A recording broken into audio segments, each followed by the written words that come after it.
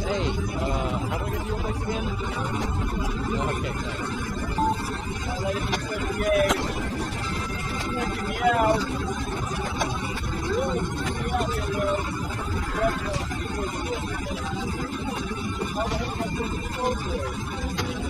I need to save my recording, bro. You realize this. And it does. I need to save the recording. Excuse me. I need to kill the You can have it. Thank you. Hey, dude, you can't skate here. You can't tell me what to do. I want to get pie. Oh boy, what flavor? Pie flavor. Are we there yet?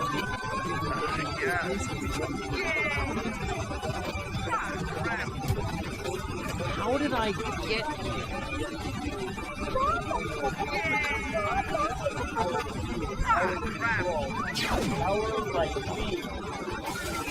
I baked you a pie. Oh boy, what flavor? Caramel flavor.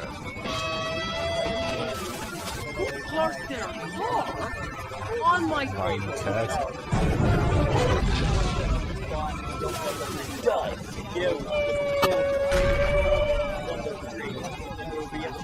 Meanwhile, in an alternate dimension. You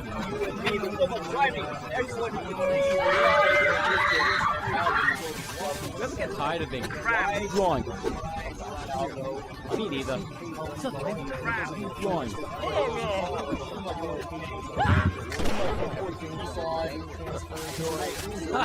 They said I could never teach a llama to drive.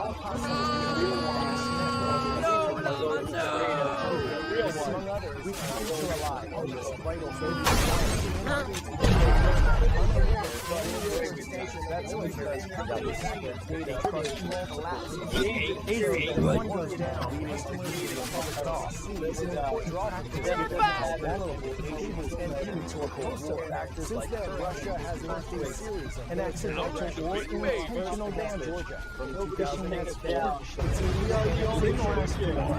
We are! You want a piece of me?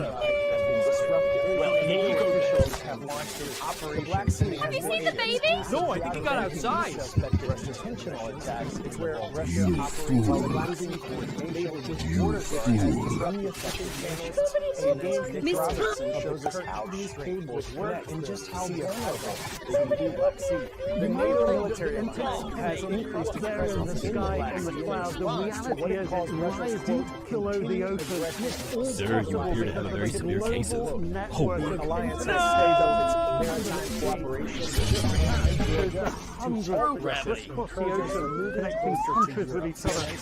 According to NATO, 1.3 million kilometers of cables carry because the Black Sea is so central to Russia's ambition. Who controls the Black Sea?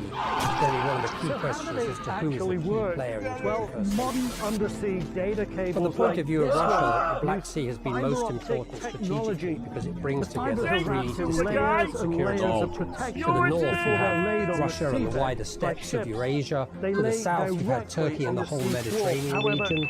And then to the west, you've had the European and Balkan areas. All of these have been key for Russia to try and control and extend its power and to project its strength beyond those and even the Red Sea. During the Soviet Union, the Black Sea was often called the Soviet Lake because Moscow controlled effectively the whole coast. Turkey was the outstanding NATO vessel. This is why Turkey is so fundamental. There's only one by Turkey. With the end of the Soviet Union, the region is fragmented and seeing different countries belong to different alliances. Joining Turkey now is Bulgaria and Romania, so NATO has been able to take control control of this southern arc of countries and has been gradually enlarging to the east. Under President Putin, one of his key goals has been to argue that Russia is a great power, and so controlling the Black Sea has been instrumental. First of all, he sought to take control of the South Caucasus in 2008. Russia essentially annexed South Ossetia and Abkhazia on the Black Sea coast. In the second phase, we've seen Russia trying to project its force into Ukraine, starting in 2014, where Russia first of all seized the Crimean Peninsula, but also became involved in the fighting in East Ukraine. So in 2022, when Russia began its full-scale invasion of Ukraine, President Putin was being quite confident. He gradually extended Russian military strength down through the South Caucasus. He built bases in the occupied areas of Georgia. He had military facilities in Armenia. Then he extended into Ukraine, his military forces, and he built up the Crimea. As a result of the intervention in 2022, NATO has responded quite dramatically. All along what has now become the eastern flank of NATO, we've seen an increase in NATO forces. And the really big change has been with Sweden and Finland joining the alliance, which means that Russia can now not really access the Baltic regions in an effective way. So the Black Sea region actually has become more important to President Putin. He can't afford to lose the Black Sea, and that's why I think the war will be really critical, not just for the Black Sea, but actually for the future of President Putin himself. 10-second trivia. Which ocean explorer is credited with inventing the first shark cages which allow humans to dive with sharks? Jacques Cousteau, Edmund Hillary, Sylvia Earle, or James Cameron. Did you know it's Jacques Cousteau, the French ocean explorer and engineer, developed and used the cages to film sharks for his 1956 documentary, Now to a startup whose mission is to get people living in the ocean. The idea of people living under the sea has been around for quite some time, but it's remained a variety. But that could soon change. Underwater villages. We've seen them in science fiction movies, maybe read about them in books, but now a company in the UK called Deep says it's going to make them a reality. Our Max Foster took a tour of the subaqueous habitats, which the company hopes will be housing people underwater within the next 2 years. Imagine living in a house like this. It looks pretty cool, it's a bit out of place, and that's because it is. It's actually designed to be at the bottom of the sea. It's built by a startup based in the southwest UK with ambitious plans for humans to live underwater by 2027. Our motto is to make humans aquatic, not just certain humans, all humans.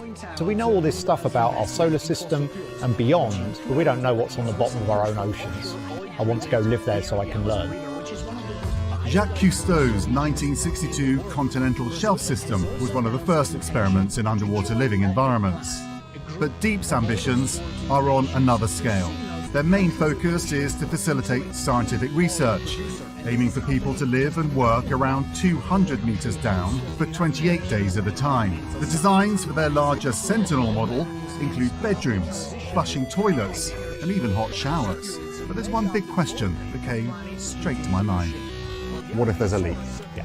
There are 4 possible ways of leaving the habitat in various types of emergency. Do you imagine one day towns, villages? Our Sentinel habitat is a module. Those modules can be bolted together, so the possibility for subsea villages is absolutely there. Would people want to live there, do you think?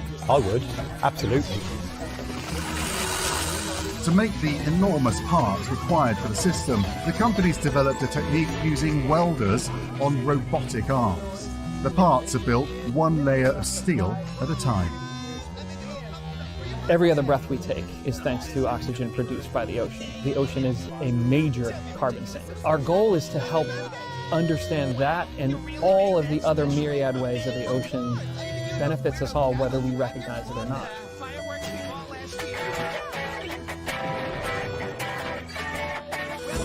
Today's stories getting 10s out of 10 are twice the fun. First, a rare wildlife sighting of one of the most elusive mountain cats on the planet, and Dictionary.com's competition celebrating 32 of the most iconic local slang words from all places all across the U.S. Y'all, yuns, you guys, listen up. They're going head-to-head March Madness style to be named MVP, most valuable phrase. Our Jeremy Roth has more.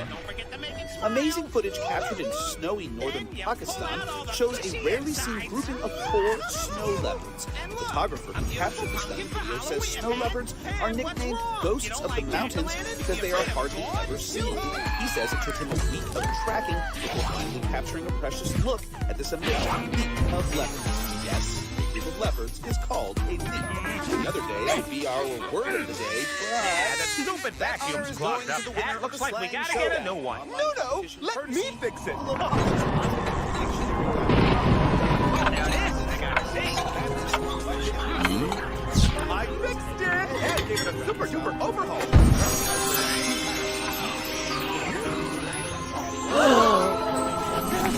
Well, the sucking wasn't smooth.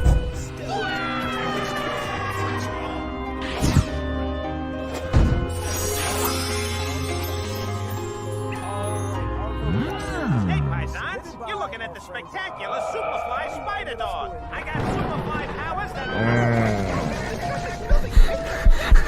Moving! Stan! You gotta see the size of this repulsive body squash! Stan!